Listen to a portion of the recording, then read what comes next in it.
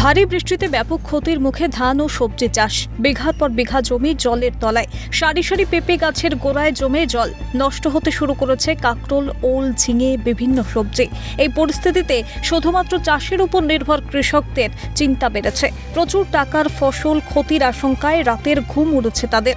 উত্তর 24 পরগনার দেগঙ্গার ঘটনা। আমাদের যে অবস্থা, আমাদের আমার চাষ করে খেতে হয়।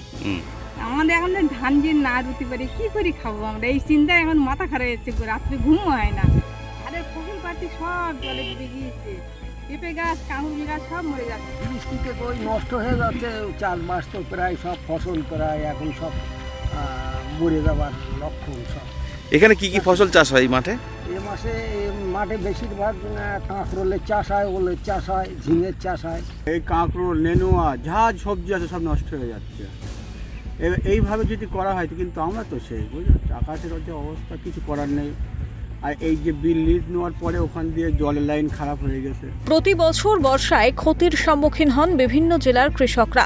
একই সমস্যায় ভোগেন দেগঙ্গার কৃষকরাও। কেউ কেউ সরকারি সাহায্য পেলেও বেশিরভাগ চাষিরা বঞ্চিত থাকেন সরকারি সাহায্য থেকে। তারা আর্জি জানাচ্ছেন সরকার পাশে দাঁড়াক। উত্তর 24 পরগনা থেকে পঙ্কজ বিশ্বাসের রিপোর্ট, ক্যালকাটা নিউজ।